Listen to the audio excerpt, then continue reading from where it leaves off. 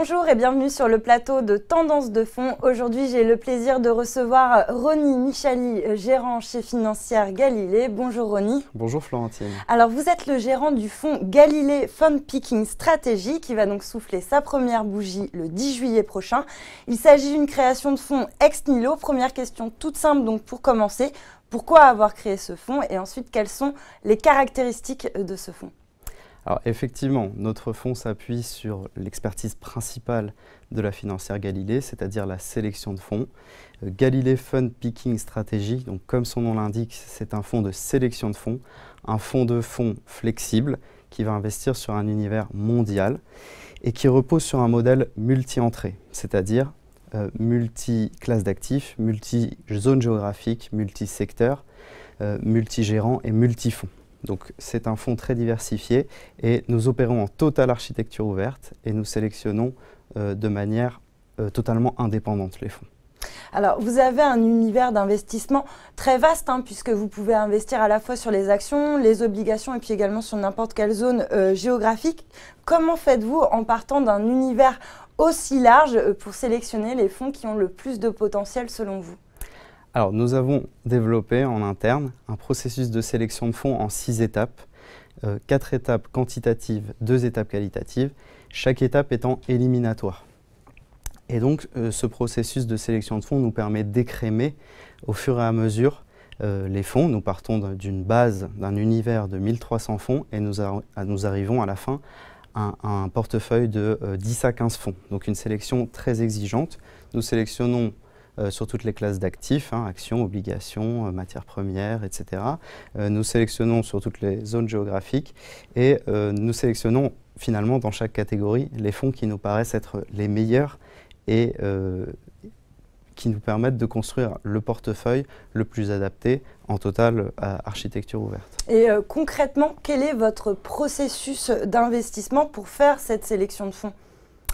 Alors, le fonds s'adresse à des investisseurs à profil équilibré et nous allons, avec le processus de sélection en 6 étapes, passer d'abord les fonds au crible à partir de la première étape qui est une étape de comparaison.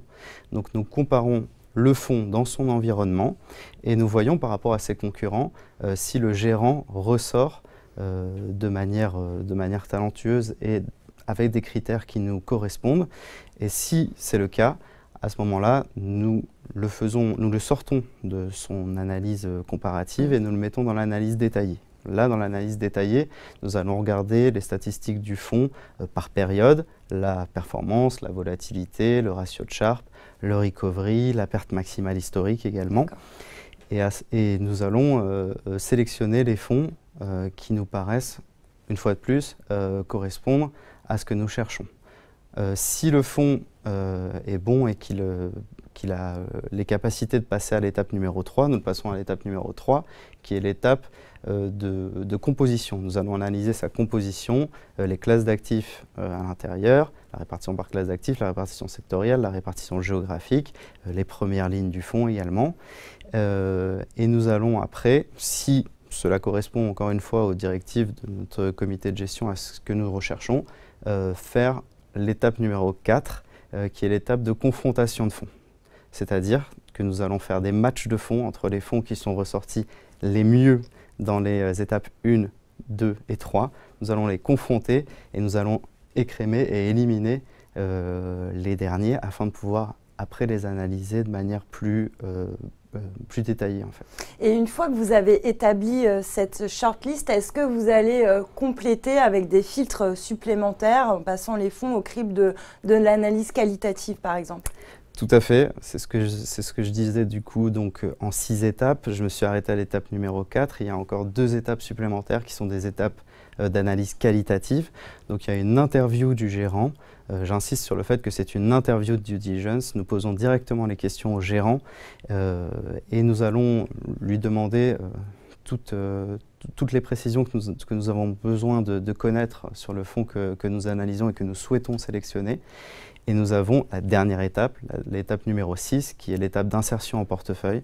Et dans cette étape-là, on va s'aider d'une matrice de corrélation qui va nous préparer le portefeuille le plus diversifié donc, et qui va nous nous permettre de faire des ajustements après en tant que gérant sélectionneur de fonds, de supprimer les doublons, de supprimer les surexpositions qui ne sont pas souhaitées et d'aller optimiser au plus l'allocation du portefeuille. Et compte tenu de la philosophie d'investissement du fonds, est-ce que vous avez quand même la possibilité de faire des paris marqués, à la fois sur des secteurs ou sur des zones géographiques par exemple ? Oui, bien sûr. Nous avons fait des paris marqués, par exemple l'année dernière, sur les actions japonaises ou récemment sur le secteur de la cybersécurité. De manière générale, nous regardons beaucoup de thématiques. Alors, il y a des thématiques classiques comme le secteur de l'eau, la thématique du luxe, la thématique des infrastructures, la santé, la technologie, mais nous regardons également d'autres thématiques, des thématiques qui sont plus des tendances d'avenir. Et là, nous retrouvons par exemple la Silver Economy, qui est en fait tout ce qui tourne autour de l'économie du 3e âge et du 4e âge. Nous retrouvons la digitalisation, nous retrouvons la robotique également, qui sont des tendances d'avenir. Et est-ce que vous complétez cette approche de fund picking avec de la gestion indicielle par exemple ? Oui, tout à fait. Alors, on est assez agnostique en fait à choisir un gérant ou bien un ETF. C'est-à-dire que dans la catégorie, nous allons regarder est-ce que c'est le gérant qui surperforme le fonds indiciel ou est-ce que c'est le fonds indiciel qui arrive à surperformer le gérant et qui prend éventuellement moins de risques que le gérant. Et donc, sur certaines catégories, nous l'avons déjà fait, par exemple les actions américaines, nous avons sélectionné des fonds indiciels puisque nous considérions qu'ils nous apportaient tout à fait ce que nous recherchions sur cette catégorie-là. Après, nous utilisons les fonds indiciels aussi de manière stratégique pour surexposer le portefeuille, par exemple lorsque nous souhaitons capter un rebond de marché, où nous pouvons utiliser certains ETF en couverture ou bien encore couvrir avec des produits dérivés le portefeuille afin de réduire la voilure puisque c'est un fonds qui s'adresse à des investisseurs à profil de risque équilibré. Et quelle est la répartition géographique et l'allocation d'actifs de votre portefeuille ? Est-ce que par exemple vous êtes exposé au risque de change ? Alors très peu exposé au risque de change, on a 92% d'euros dans le portefeuille et lorsque nous allons à l'international, nous utilisons des fonds qui couvrent la devise. Donc très peu d'exposition au risque de change. Sur la répartition géographique, nous avons 47% de monde, nous avons 30% d'Europe, donc une surpondération sur l'Europe. Nous avons des sous-pondérations après, les USA, l'Asie-Pacifique et le Japon sont actuellement sous-pondérés dans le portefeuille. Et c'est un fonds flexible, donc il y a aussi un ajustement des classes d'actifs. Nous avons actuellement 45% d'actions et 39% d'obligations, mais cela varie évidemment dans le temps en fonction du marché. Tout à fait. Alors, dernière question concernant la pondération des fonds que vous détenez en portefeuille et puis également sur leur rotation.